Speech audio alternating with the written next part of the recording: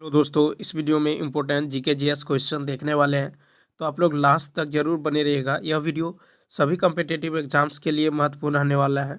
तो चलिए देखते हैं क्वेश्चन नंबर 61 से। 61 है कि कार्बोहाइड्रेट का कौन सा प्रकार हमारे भोजन का मुख्य घटक है। तो इसका जो राइट आंसर होगा ये होगा बी, स्टार्च। तो कार्बोहाइड्रेट का स्टार्च हमारे भोजन का मुख्य घटक है। कार्बोहाइड्रेट के कुछ मुख्य कार्य हैं कि ऑक्सीजन द्वारा शरीर की ऊर्जा की आवश्यकता को पूरा करना, शरीर में भोजन संचय की सतह कार्य करना, विटामिन सी की निर्माण करना, न्यूक्लिक जो है अम्लों का निर्माण करना, जंतुओं के बाह्य कंकाल का निर्माण करना। कार्बोहाइड्रेट एक कार्बनिक पदार्थ है। इसका सामान्य सूत्र जो है C6H12O6 है। इसमें कार्बन, हाइड्रोजन और ऑक्सीजन का जो अनुपात है ये 1:2:1 होता है। ठीक है। कार्बोहाइड्रेट के प्रकार है मोनोसेकेराइड, डाइसेकेराइड और पॉलीसेकेराइड। मोनोसेकेराइड सबसे सरल शर्करा है जैसे ग्लूकोज, फ्रक्टोज, ग्लाइकोज आदि। और देखिए डाइसेकेराइड, डाइसेकेराइड यह शर्करा को दो कार्बोहाइड्रेट अणु में मिलकर जो है बना होता है जैसे सुक्रोज, लैक्टोज, माल्टोज। पॉलीसेकेराइड यह सबसे जटिल शर्करा है जैसे सेल्यूलोज, काइटिन, स्टार्च और ग्लाइकोजेन आदि। क्वेश्चन नंबर नेक्स्ट है कि किस रक्त समूह के व्यक्तियों को सार्वभौमिक दाता यूनिवर्सल डोनर कहा जाता है। तो 62 का ए ऑप्शन। ग्रुप यानी ओ ग्रुप रक्त समूह को सार्वभौमिक दाता यूनिवर्सल डोनर कहा गया है। ए बी रक्त समूह को सर्वग्राही यानी यूनिवर्सल यूनिवर्सल रिसिपिएंट कहते हैं। अब देखिए रक्त समूह की खोज विलियम लैंडस्टीनर ने 1900 ईस्वी में किया था। रक्त समूह की खोज लैंडस्टीनर ने 1900 ईस्वी में किया था। रक्त समूह 4 प्रकार के होते हैं, एक तो ए, बी, ए बी तथा ओ। ठीक है। अब चलिए देखते हैं 63 का था अवशोषित भोज्य पदार्थ को प्रोटोप्लाज्म में बदलने की प्रक्रिया कहलाती है। तो 63 का ए ऑप्शन। तो देखिए अवशोषित भोज्य पदार्थ को प्रोटोप्लाज्म में बदलने की प्रक्रिया एसिमिलेशन कहलाता है।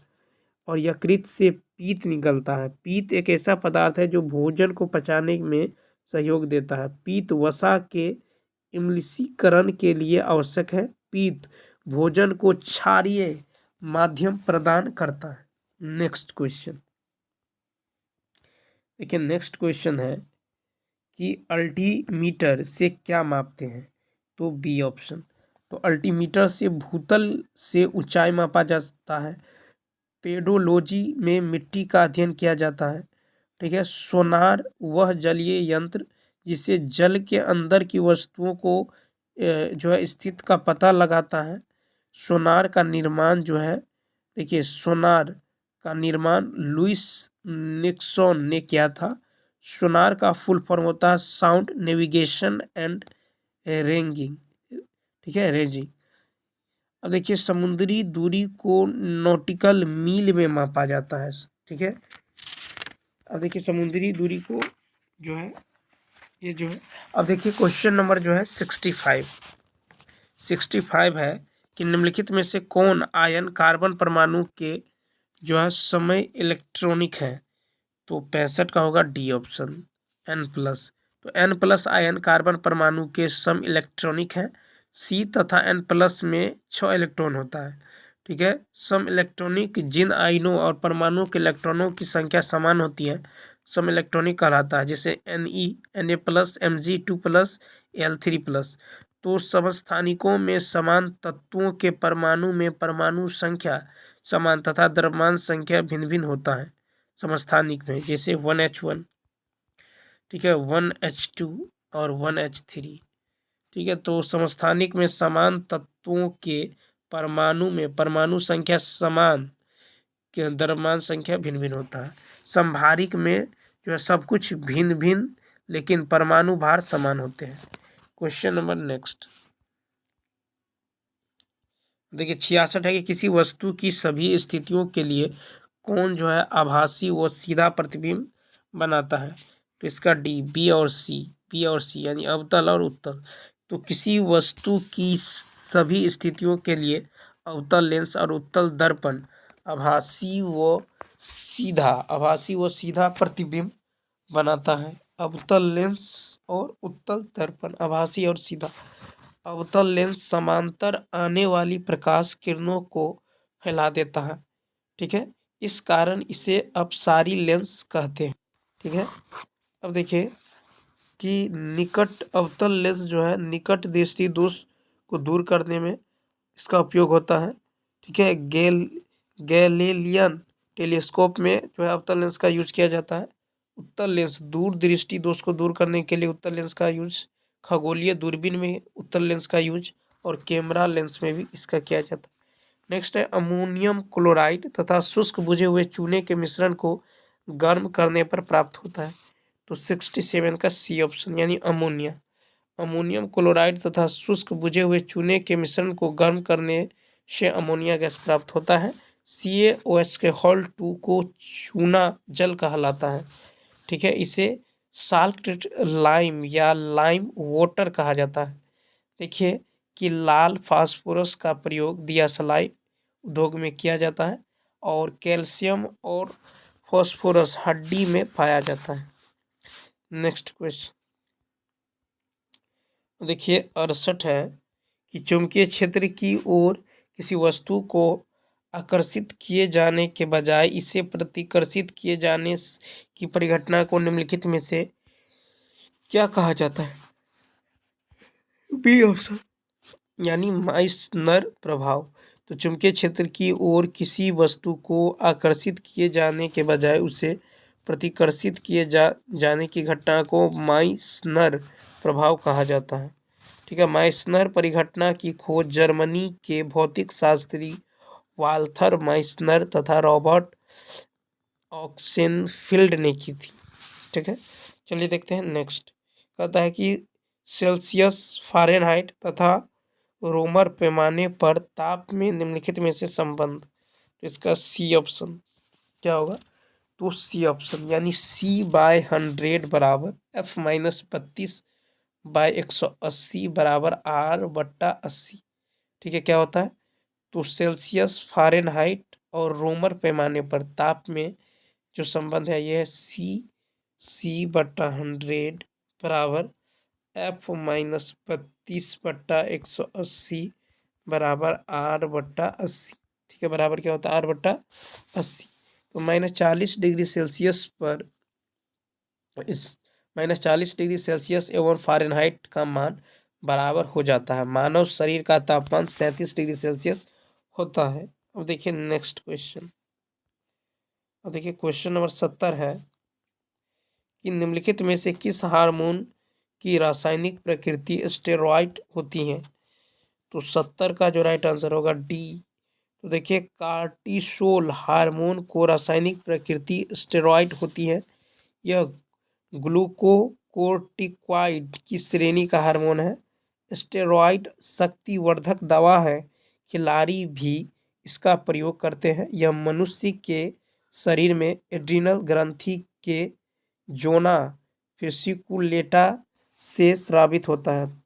थायरोक्सिन थायराइड ग्रंथि में स्रावित होते हैं। पर्वतीय प्रदेश में घेंघा रोगी जो है मिलते हैं। समुद्री तटीय क्षेत्र में कम सिंधा रोगी मिलते हैं, ठीक है। आयोडीन युक्त नमक खाने से घेंघा रोग से बचा जा सकता है। नेक्स्ट है कि दाब तथा आवेग की बीमारियां क्रमशः हैं। तो ए ऑप्शन। तो देखिए दाब का जो बीमारियां है यह है ML-1 T-2, ठीक है। और आवेग का है ML-T-1, ठीक है। तो दाब का क्या होता है ML-1 T-2, ठीक है। और आवेग का होता है ML-T-1, ठीक है। दाब बराबर क्या होता है बल बट्टा क्षेत्रफल। दाब बराबर होता है बल बट्टा क्षेत्रफल यानी F/A, ठीक है, यानी ML/L²,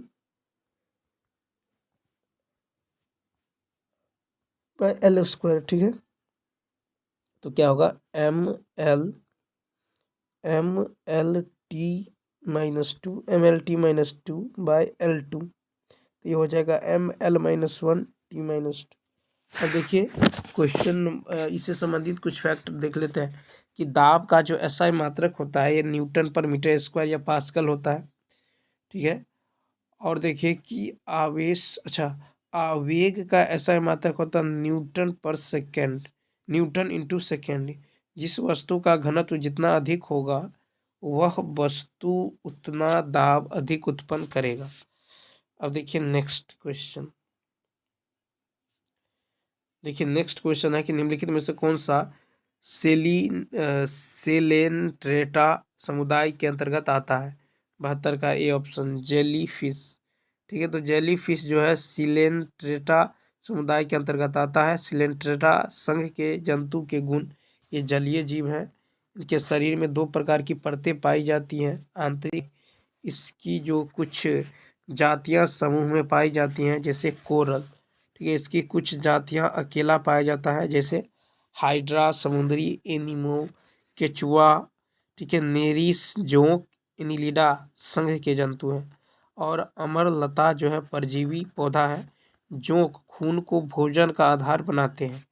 73 है कि सार्कोप्लाज्म क्या है।